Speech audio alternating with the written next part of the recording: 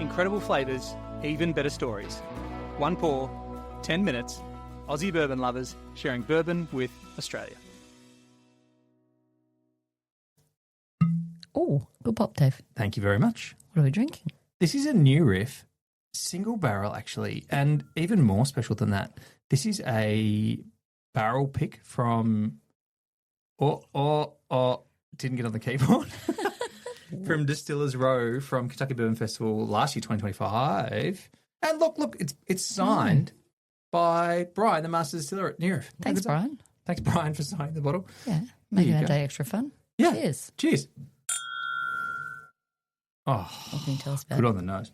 Oh, delicious. Well, before I get into this, can I tell you? So New Riff is kind of opened in 2014, and it's the distillery that they said they stood in the car park of one of the biggest liquor stores in America or whatever, and said, "Let's make a distillery." Cool. Do you remember this story? Yes, I do. Now that it starts like that, I'm like, oh yeah, tell this story. Anyway, so that's how this kind of comes to start to be. Anyways, and they decided to do all the new Riff on an old tradition of making bourbon, doing all these things. One of the things that was in New Riff was that they said we wanted everything to be non-chill filtered and bottled in bond or whatever. This is a single barrel, so it's not bottled in bond. It's at a higher proof, like 118, I think. Yeah, 116. Good 116. Good guess. I was close. Yeah. But so they do some really amazing stuff. And this is a lovely single barrel.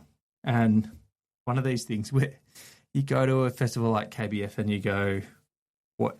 We could only take one bottle home of this. I know. Which one are we going to take home? This made it to the selection, which is pretty good. What are you getting on the nose?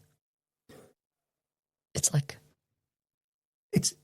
Go on. I was going to say I've opened a packet of like caramel lollies or... Yeah. Like those... not butter menthols, the... Use your words. I'm trying to remember the name of them. They were like a butterscotchy... Werther's Original. That's the word I'm looking for. Werther's Originals. For me, it's like, can you imagine if you aged a caramel for a long time or something? It's like a deep, like a mahogany, like a deep, rich You've let the caramel get old. Something. I don't know. It's got like a real complexity to it. It's lovely. So this was distilled in August 2020, and then it would have been dumped. Let's say it would have been dumped about June or something of 2025 for the ahead of the festival, maybe earlier than that. Yeah. There probably is a dump date. I can't see it. But it's about 5 years old. They do put lots of, I love all the like specific things they put on, like which came from warehouse C, location floor 5, row 19, tier number 1, barrel 29286. Like it's all the info there. If you want to completely nerd out, know exactly where your bourbon came from, you can get all the info. Almost like a little bit of forest flory, kind of like really pleasant forest floor. Like lovely berries earthy notes. Or earth. Oh, no, I'm getting like earthy notes. Like sometimes you nose a bourbon and you go, oh, that's got a wood on there that I don't like. Yeah. This is like a lovely settle-in reader leather-bound book kind of. Oh, yeah. It is really nice on the nose. You're going to have to taste it now, Dave, and tell us whether the nose matches the taste, because that's my new thing, because sometimes they nose really well and they taste different and still nice. Other times they're like, not great on the nose, and then you drink them and you're like, oh, delicious. This is lovely and super consistent across, I reckon, once you get it onto the palate. And actually that has a really lovely, I'm getting like a... Oh, wow. Really yummy dried fruits. Again, it's got this richness and complexity to it that's so... Really hits the front of my tongue. Yeah? Like, boo. That's not words either. And carameliness again, like almost like a caramel coated. What am I thinking? Or like, when you have a date and it's got that caramel... Like caramelised on the chewiness outside. to it. Yeah. That's a good description. The caramelised date. What happens when tell why you picked it. Yeah, ask a question. Why I picked it? It's good. Well, I didn't do the barrel pick. I just picked the bottle, you mean? No, but why you picked it from the KBF. Well, I was about to ask you this. How does this go? Because we're at KBF. We've spoken about this so many times. Kentucky Bourbon Festival. Been lucky enough to go a few times. You get to go and stand in front of all of these different tents.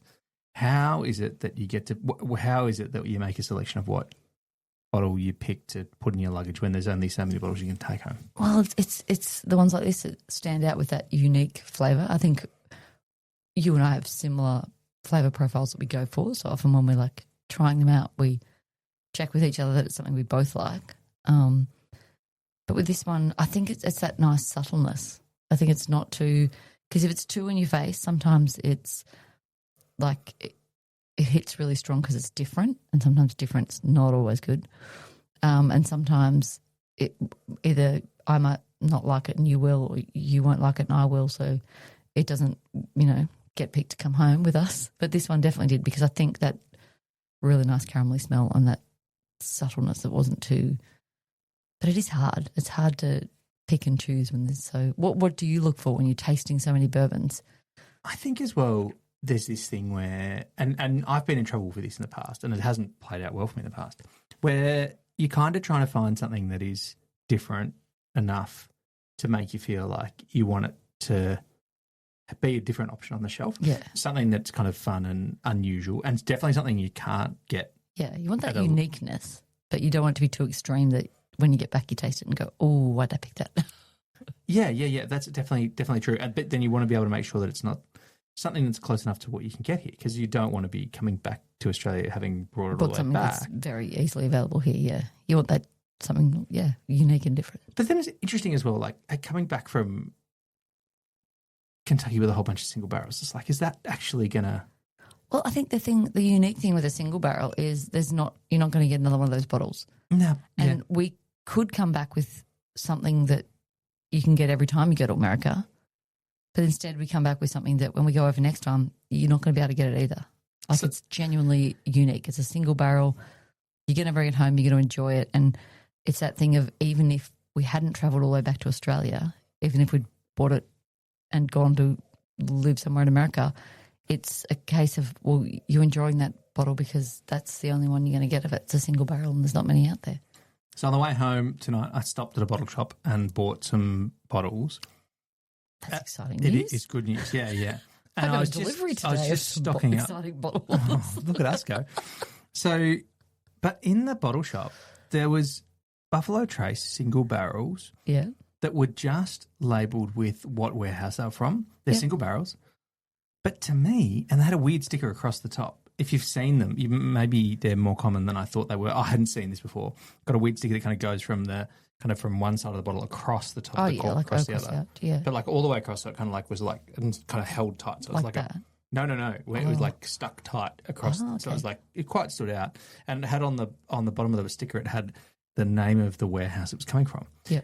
I'm not saying any of this for any reason other than to say this to me is the indication that we're now at peak bourbon glut, and they know they're not going to move this amount of Buffalo Trace for a different reason. So they're now just going, how do we move single barrels quickly at a different price point and move some Buffalo Trace that isn't just normal Buffalo Trace? All that information that's on this one, the warehouse C location for, like, it's putting that out there saying this is why it's unique. It's a single barrel, but it's not, doesn't have the emotion of this, where it's like that this is a single barrel that's picked by a panel for KBF.